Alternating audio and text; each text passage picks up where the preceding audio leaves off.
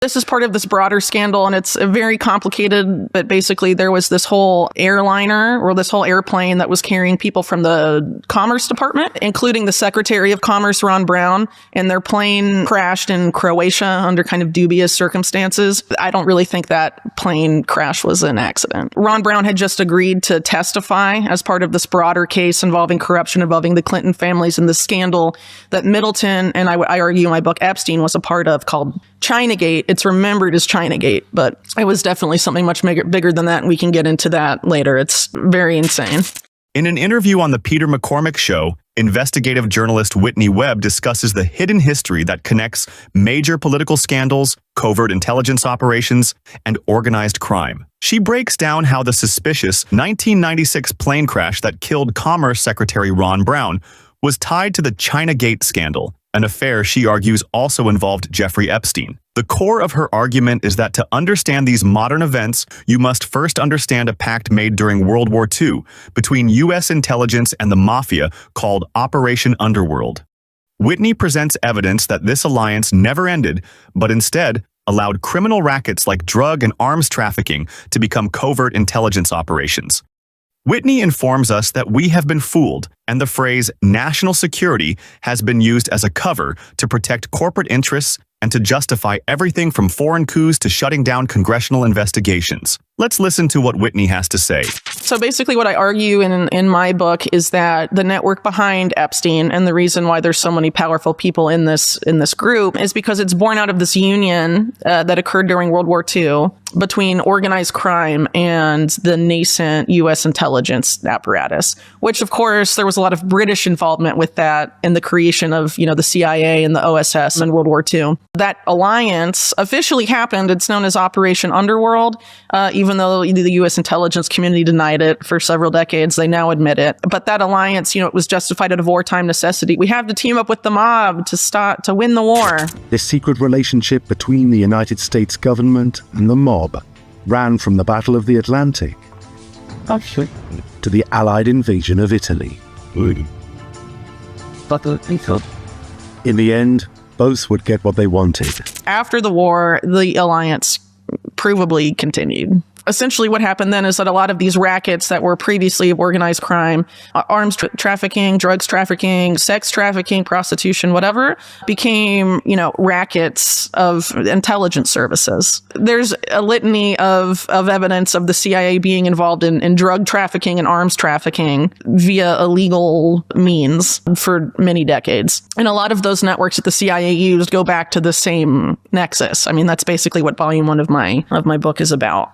The CIA in the OSS were really mostly Wall Street people, Wall Street lawyers and bankers, and it was great business for them to team up with these people. So basically, it's a new market. It's a illegal market with state protection, and so the CIA more often than not has gone over the competition for those markets. And that's why you have all these scandals, but no accountability for the CIA being involved in drug trafficking, arms trafficking, and all sorts of scandals over the years. But there's never been any accountability since, there was an effort with it at during the Church Committee in the late 70s. But since then, the CIA investigates itself and exonerates itself every time. They define U.S. interests, I think, as something than what the American public is. So if you look at the CIA's earliest coups, their earliest regime change operations, they were done on behalf of very powerful multinational corporations like Anglo-American Oil in Iran and the United Fruit Company in Guatemala, some of the earliest examples. So to them, protecting U.S. interests is protecting the interests not necessarily of the American people,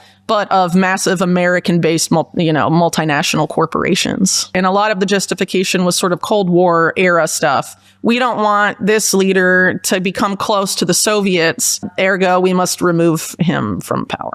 But, the means of that have been pretty scandalous, especially if you look at, what came downstream of some of those governments. In Latin America, for example, Chile being a notable example where, Henry Kissinger and the CIA in 1973 orchestrated a coup against Salvador Allende, and then Augusto Pinochet takes over. And it's obviously a still very sore spot in Chilean politics. But objectively, there's a lot of things Pinochet did that are really indefensible. He teamed up with a German pedophile guy who ran this place called Colonia Dignidad with his government's approval. A lot of people tied to the Pinochet government were involved in basically trafficking babies that were stolen from their mothers and then sent to adoption agencies at the U.S. People made money off of this, and nothing was done. And he had a lot of really shady bank accounts, did shady arms deals.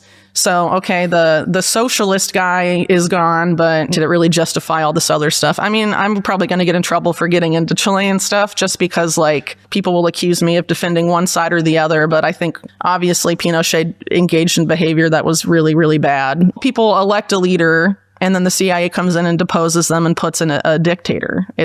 I mean, they've done this around the world. Over and over. Over and over again. And I mean, it's not even, they've also interfered in elections throughout Europe. They engaged in things like Operation Gladio, where that was basically teaming up with, the Italian mafia, interests of the Vatican, and the CIA-backed terror groups in Europe that those terrorist activities were blamed on left-leaning people in order to get people to vote with right-leaning parties to prevent European countries from affiliating themselves with the Soviet Union. But would they have even done that? I don't know. I mean, it was a preemptive thing. And so, I mean, eventually...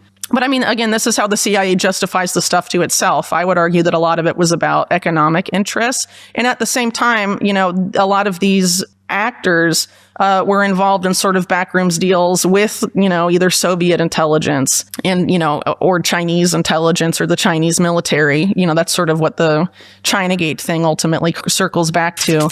Really quick, I want to bring up this point. So Samuel Pisar, a very close friend of Robert Maxwell, who I'm sure we'll get into later, he was a lawyer, among other things. He testified to Congress in the early 70s about what he saw happening, and he talked about the rise of the trans-ideological corporation, where U.S. multinational corporations were basically entering into all these joint ventures and becoming extremely entangled with state-owned companies of the communist East in Russia and China. And he said that this was creating a new economic system of governance that was making the nation state irrelevant. And this is in the early 70s. And a congressman was like, well, do you think this is a bad thing? And he was like, not necessarily. And he was actually at the forefront of making that happen. And a lot of these people, including people like Robert Maxwell, did try and further that kind of vision, So ultimately, if that was happening at the early 70s and they admitted it, a lot of these actors that justified things out of the necessity of the Cold War, just like they justified it with out of the necessity of World War II,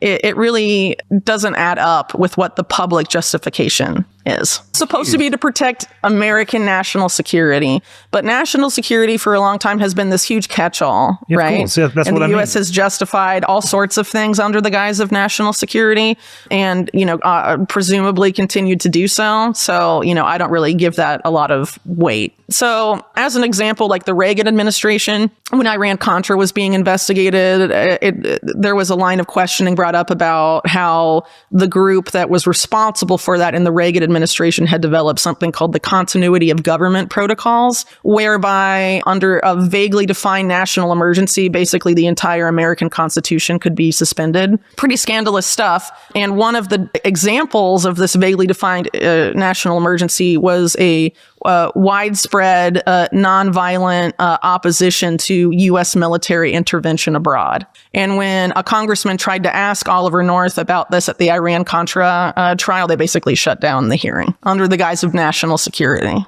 Taking this back to the Epstein scandal, I think that's why they only want to keep the discussion at sex trafficking, because it's wider than that. Epstein was absolutely doing a lot of really shady arms trafficking stuff and financial criminality, and they have no interest in getting deep in the weeds there.